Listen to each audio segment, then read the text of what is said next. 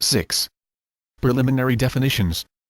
In the present section we examine some of the basic ideas in logic which will be made considerably clearer in subsequent chapters. As we saw in the previous section, there is a distinction in logic between form and content. There is likewise a distinction in logic between arguments that are good in form and arguments that are good in content. This distinction is best understood by way of an example or two. Consider the following arguments.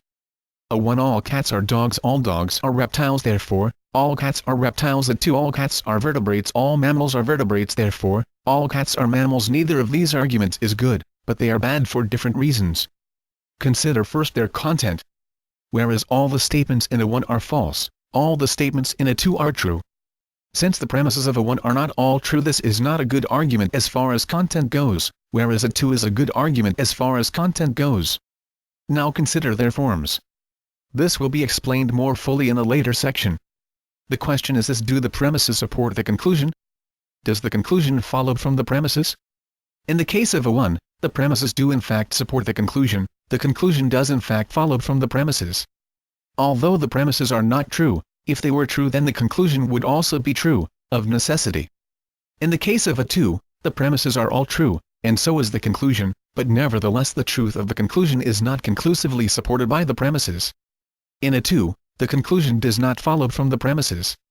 To see that the conclusion does not follow from the premises, we need merely substitute the term reptiles for mammals. Then the premises are both true but the conclusion is false. All of this is meant to be at an intuitive level. The details will be presented later. For the moment, however, we give some rough definitions to help us get started in understanding the ways of classifying various arguments. In examining an argument, there are basically 2 questions one should ask. Question 1: are all of the premises true? Question 2: does the conclusion follow from the premises? The classification of a given argument is based on the answers to these 2 questions. In particular, we have the following definitions. An argument is factually correct if and only if all of its premises are true. An argument is valid if and only if its conclusion follows from its premises. An argument is sound if and only if it is both factually correct and valid. Basically, a factually correct argument has good content, and a valid argument has good form, and a sound argument has both good content and good form.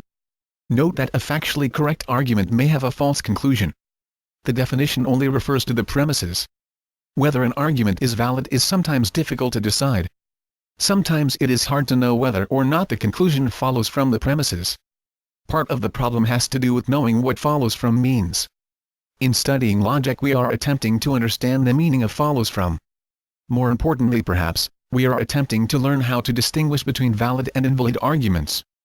Although logic can teach us something about validity and invalidity, it can teach us very little about factual correctness. The question of the truth or falsity of individual statements is primarily the subject matter of the sciences, broadly construed. As a rough and ready definition of validity, the following is offered. An argument is valid if and only if it is impossible for the conclusion to be false while the premises are all true. An alternative definition might be helpful in understanding validity. To say that an argument is valid is to say that if the premises were true, then the conclusion would necessarily also be true. These will become clearer as you read further, and as you study particular examples.